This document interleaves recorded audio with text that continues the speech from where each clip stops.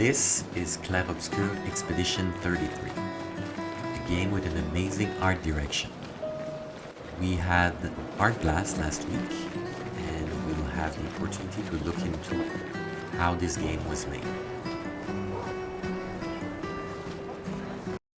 I selected the two artists to illustrate what is one of the most important aspects of environment creation. So let's start with Mathieu Costat, environment and props artist at Sandfall Interactive. And we can see and focus on the main starting area, which was featured in the video previously. So those are the main buildings, and we can look at something that subscribers of this channel are familiar with, which is a breakdown of the modular kit. And you see also that it's most definitely using a trim sheet. There are some tileable textures. We can see already some variations, which probably are world position offset.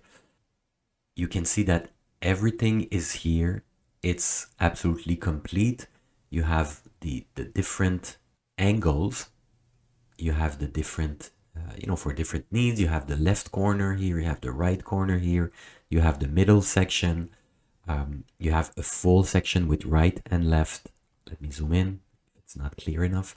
So this, when you see that also this little part here is cut, so it can be, it's like modularity at its best, right? And you see many different options for windows so that you don't see too many repetitions. You see also that the cube map inside is different. So again, adding to breaking the repetition. This is a great example of a simple modular kit that helps to build the whole thing, right? The whole buildings.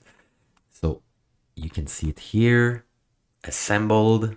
We're just missing the roofs, which are always treated separately, of course. They are part of the kit, but in some cases it's a bit intricate on how to make them fit, but it's also treated with modularity. So this is a great example. Then we can see another example here for, stairs. Here, scaffoldings, wood assets that are separated very beautifully.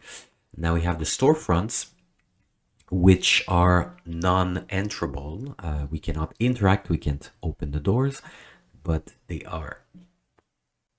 We have I don't know the exact number, 3 or 4, for that environment specifically. And this is how it was done.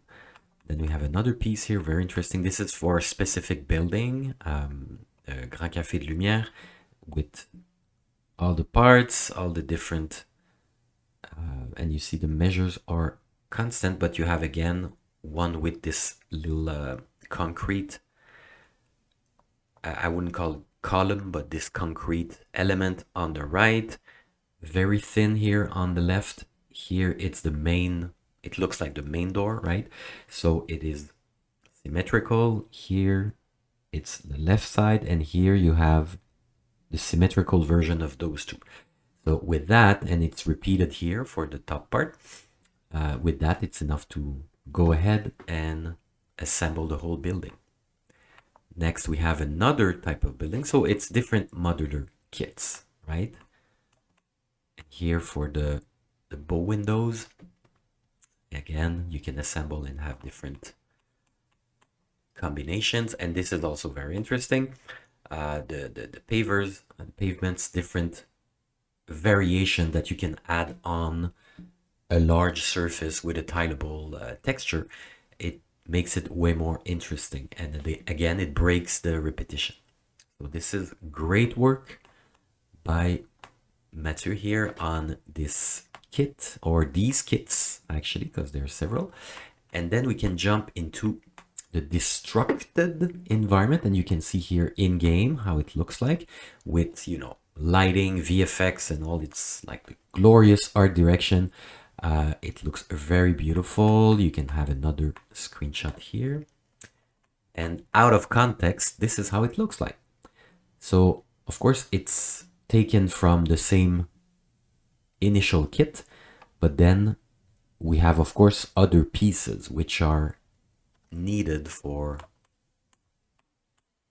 the destructed part.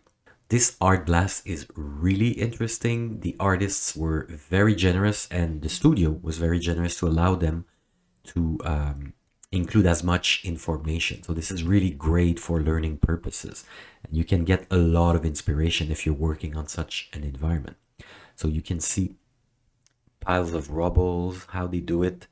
You have an underlying tileable texture on one general mesh, and then added are all these broken parts. So it's really a good way to work.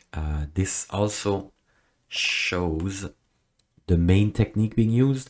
So it's cut right in the model, can be used like a boolean can be used, or just like modeling, manual modeling.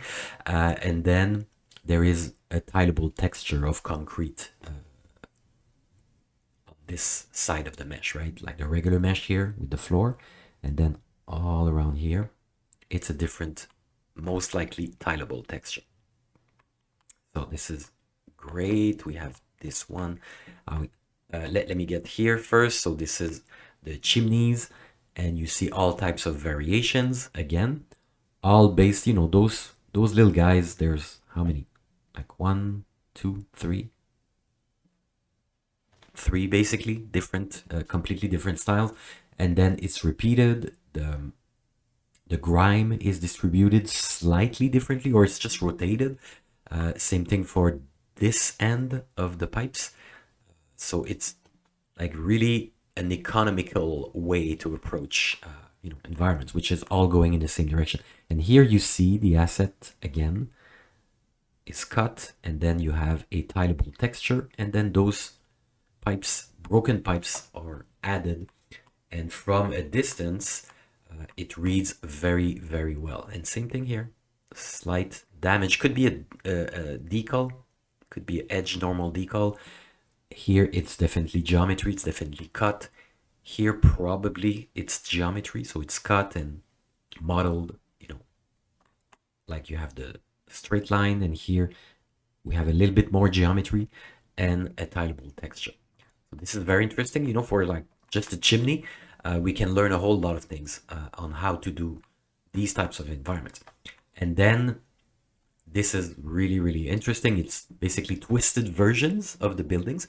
And this is super interesting. And you see that it is twisted, and it is by definition distorted and, out of shape. But if you have experience with texturing, you can see that it's not that much skewered, it's not that much stretched. Even if the geometry is stretched, like they preserved a very constant textile density, and it looks very, very good for a really weird shape. For building, right? Very weird shape for buildings. It's really, really nicely done. And this is some of the work of Mathieu Costat, which I decided to put on my board here to show. And it brings me to Alexandre Breton, lead technical artist. And before we get into his work, I'd like to point out all the stuff that he wrote, which is extremely interesting. So we're not going to read the whole thing, but I decided to point out something. So as a technical artist, in this case, he was responsible for building the tool for buildings, right? So he's talking about drawing line in Unreal and generate the shape of buildings from it. So it's a spline, right? So he created a very good tool that allowed, just by drawing a spline, populating it with the assets created by environment artists. So you can choose how dirty the buildings will be and the front store colors. So the front stores here that we can see very well, that were actually created by the artist that we just looked in, like Mathieu Costat, the artist that we looked into previously. And then, I had a chance to have Mathieu Costat, the previous artist, modeling great actors for the building tools. I mean, we can definitely recognize that this is using this kit, right? So this is very interesting. And then again, this is great insight on people who have yet to work in the studio and are really passionate about environments, about buildings, and how can you do what they did, right? Sandfall Interactive basically did miraculous work for a small team. The game is not a super small or super short game, and the level of quality is very high. And how did they achieve that? Well, it's with smart work, right? So I want to point out a few other things. Uh, so they did a lot of research on Haussmannian buildings, which is the typical Parisian building that is recognizable from every other type of buildings, right? But they did a lot of research, and they had to think about the best way to separate everything, keeping a balance between the final render, so the art, right, rendering it in a beautiful way, and keeping it optimized and making it practical to use, right? And this is exactly what you see here.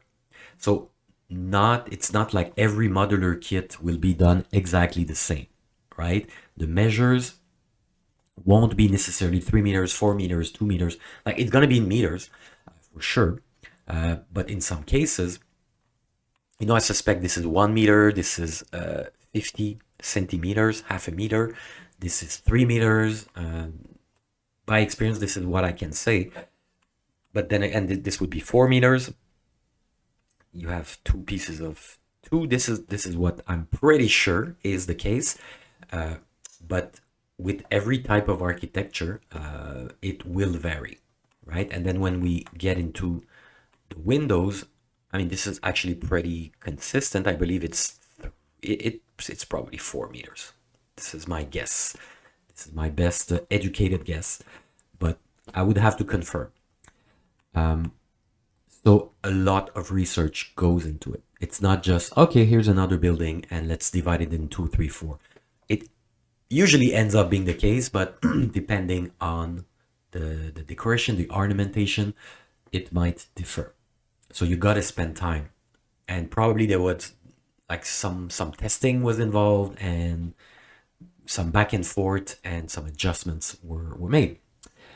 So also he's mentioning Thibault Leblanc, who was the level designer, because it's not just an environment art thing, it's also a level design discussion. The level designer is part of the discussion. And then he's basically breaking down his experience and the timeline of what he worked on. So this is extremely interesting. So 4 years ago, he's mentioning how he got into the company, which is super interesting. But during his first year, he worked with Carla, which is the lead environment artist, to develop the visual identity. He was working a lot on Houdini. And then he's explaining that the main task was to bring the 2D concepts from the art director, bringing the concepts to life in 3D and completing a vertical slice. Then during his second and third year, he worked with the environment team. So it was more of a hands-on, let's put that in the engine, let's make it work, right? And then he acted as an environment product owner while developing many Unreal Engine tools and shaders. Then finally, in the third year, he was mainly responsible for optimization. So this is extremely interesting. And I mean, let's start with the beauty shot, right? This is wonderful work, assembling and creating from the kit provided by the environment artist. But here we have a GIF, which is always super cool. And you see that with his tool in Unreal Engine, probably developed with Houdini, you can have all types of shapes like to accommodate basically any kind of angle. And you see it's working, like it looks like it's super simple, right? So that's the first one. And what he was mentioning, that he could just draw from, he mentioned from an illustrator plan. So simple geometry, just drawing shapes and boom, populating it with the assets. So you see that when you're working, whether for a small team or a larger team, you gotta have the right tools, right? It's like for any job. If it's a big job and it's challenging, well, you gotta have smart tools. And this is what working in the industry is all about. I really like this screenshot. Also, it's really, really beautiful, assembling everything. And then you see something really cool, which is basically an assembled version of the same building, but with variation. So it's like spot the difference, right? Can you point out what was the difference here? Of course, it's the bow windows here, which were easily changed using his tool. And now it's the storefront right here, which presents many variations. So he's explaining that with the tool, you can basically probably enter values and just change the asset here, and boom, you have this building. Then a few values, boom, you have this version. So this is great, great, great insight. There are many more. It's still a small team, but there are several artists, very talented artists, that I'm inviting you to check on Artstation, on this art blast. If you're studying environment art, this is the way to do it. So I hope it helps.